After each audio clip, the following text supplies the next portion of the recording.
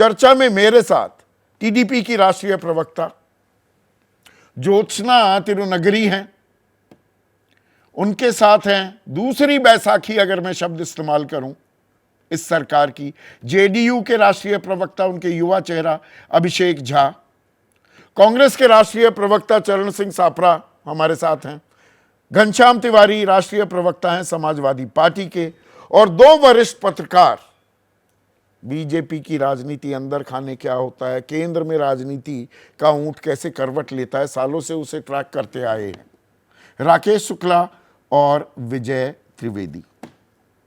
तो speaker Jyotsna BJP का होगा, टीडीपी का? एनडीए का होगा। बीजेपी का होगा कि टीडीपी का? एनडीए का होगा। हम बहुत क्लियर है इस बारे में। एनडीए की सरकार बनी है, हम लोग एनडीए का स्पीकर वहां पे लगाने वाले हैं, तो चाहे वो कोई भी पार्टी से हो, एनडीए के स्पीकर। हाँ, तो जितने घटक हैं उन घटकों में से किसका होगा? वो तो देखना पड़ेगा, अभी देखना पड़ेगा। बिल्कुल, क्योंकि हम लोग एक एलियंस के रूप में हम लोग आगे चल के चुनाव में लड़े, चुनाव में एलियंस के बदौलत हम लोग जीते। आज के तारीख में अगर हमें आगे जाके स्पीकर के या कोई भी उस मामले में लिया गया, तो इवन जब नरेंद्र मोदी जी को हमारे ये चुने गए, तब भी हम सब लोगों ने एक सहमति से आगे बढ़े। और आज के तारीख में अगर स्पीकर की भी बात होगा तो बिल्कुल।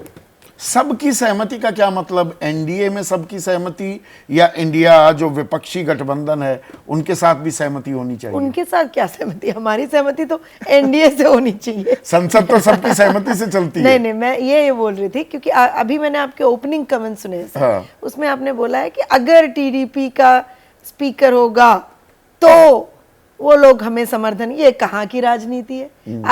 अगर आपको बिल्कुल भी कोई भी रहने दो, टीडीपी से रहने दो, बीजेपी से रहने दो, या फिर जेडीयू से रहने दो, या कोई भी रहने दीजिए, हमारे गठबंधन से कोई भी है तो एनडीए के ही उम्मीदवार रहते हैं। एनडीए को या आप सपोर्ट कर रहे हो नहीं कर रहे हो उसके बारे में बोलिए। ये नहीं है ये why do they want to, क्या बोलते हैं, विच्छिन्न करने की कोशिश आज से ही क्यों कर रहे? शादी अभी अच्छा, हुई है, 6 महीने बाद, अभी हनीमून पीरियड चलने दीजिए। सुनिए अभी शादी हुई है और ये लोग अभी बात कर रहे हैं तलाक की बात कर रहे हैं। हाँ। रोज सुनिए, मैं सुन के परेशान हो रही हूँ। नहीं, मोदी जी आगे कितने दिन रहेंगे, ये स्पीकर के मामले में बड़े इन लोगों के बीच में ये चल रहे हैं।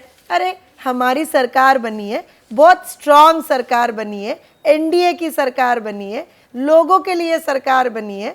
बिल्कुल हम लोग 5 साल एक बहुत अच्छा ये देने वाले हैं लोगों को। आपको इतनी क्यों परेशानी हो रही है, मुझे तो समझ में नहीं आ रहा। नहीं, इनकी परेशानी एक ये है, संजय सिंह के बयान का उदाहरण मैं देता हूं कि अगर बीजेपी का स्पीकर बनता है तो 3 खतरे होंगे। 3 खतरे वो गिनवा रहे हैं। संविधान की धज्जियां उड़ेंगी, एनडीए के घटक दलों को तोड़कर बीजेपी के साथ मिलाया जाएगा, और कोई भी मनमाना बिल सरकार लेकर आएगी और विपक्ष के सवाल उठाने पर उसे मार्शल बाहर फेंकवा देंगे। एक चीज बोलते हैं ये लोग, we call it daydreaming, जो बोलते हैं ना सर, हसीन सपने मुंगेरी लाल के। हाँ। सुबह जब उठते हैं ना, अभी तो आप नींद से उठे हो, अभी क्या सपने देख रहे हो? नींद तो हो गई 5 साल से तो आप नींद में ही थे, इसीलिए तो हार गए। और आज ये बात कर रहे हैं, बीजेपी से होने दो, टीडीपी से होने दो, जेडीयू से होने दो, या फिर कोई और हमारे दल से होने दो, अपना स्पीकर के साथ। अब इन लोगों के मन में अगर पार्टी तोड़ने का इन लोगों के मन में है तो वो हम क्या करें? आपकी पार्टी तोड़ देंगे? नहीं, मैं वही बोल रही हूँ सर, वो अपनी बात कर रहे हैं, आप समझे नहीं बात को। वहां पे अपनी बात कर रहे हैं वो लोग, हमारी बात नहीं कर रहे। उन लोगों को ये पता है कि हम बहुत ये जो फेविकॉल का बंधन है ना, ये तो तोड़ नहीं सकते ये लोग। नहीं, ये फेविकॉल का बंधन तो अभी बना, 1.5 साल तो एड़ियां रगड़ी चंद्रबाबू नायडू ने। मैं बोलती हूँ मतलब बीजेपी के नेताओं के, बड़े नेताओं के दफ्तर के बाहर इंतजार करना पड़ता था 1.5 साल तक। एक चीज बोलती हूँ सर, बाबूजी के बारे में यहाँ पे सीनियर पत्रकार भी हैं, आपको भी पता है और पूरी इंडिया को पता है सर। वो एक ऐसे शख्स हैं जो केवल अपने राष्ट्र के लिए काम करते हैं, लोगों के लिए काम करते हैं। वो किसी के सामने झुकते नहीं, या फिर बीजेपी के सामने भी नहीं, किसी के सामने नहीं झुकते सर। वो केवल एक ही वीकनेस बोलती हूँ मैं, वो खाली प्रजा के सामने झुकते हो, वही उनकी एक वीकनेस है। उनका एक वो वीडियो मैंने देखा, बड़ा वायरल हो रहा है, आपने भी देखा होगा कि कोई भी नेता नरेंद्र मोदी से बेहतर है। सर एक चीज बोलती हूँ सर, ऑब्वियसली हम लोगों ने एक इश्यू बेस्ड डिफरेंस आया था हम लोगों के बीच, हम उसको ना तो नहीं बोल रहे हम लोग, स्पीकर पर डिफरेंस है, बिल्कुल नहीं है। और या विशेष राज्य का दर्जा दे दो, स्पीकर भी छोड़ देंगे, बिल्कुल नहीं है। मैं एक चीज बोलती हूँ सर, हम लोग जब एनडीए अलायंस में आए, हम लोग बहुत सोच समझ के अपने राष्ट्र के लिए, देश के लिए हम लोग एनडीए अलायंस में आए, और आने के बाद या आने से पहले हम बहुत क्लियर हैं, हमारा फर्स्ट एंड फॉरमोस्ट प्रायोरिटी जो है आंध्र प्रदेश की डेवलपमेंट है, हमें किसी और चीज से बिल्कुल, मैं बोलती हूँ ये बात मुझे यूज नहीं का करनी पद चाहिए। बहुत सारे विवादों में भी आया है ज्योत्सना, ये तो आप मानेंगी सर एक चीज भाई, इतने सांसदों को निलंबित किया जाता है, कौन सा विधेयक पेश किया जाएगा, किस बात पर चर्चा हो, इस बात पर जूतम पैजार हुई, बाकायदा संसद दंगल में तब्दील हो गया। सर मैं एक चीज बोलती हूँ, स्पीकर पद लीजिए या फिर मिनिस्ट्री लीजिए या कुछ और लीजिए, हमारे लिए तो नया नहीं है,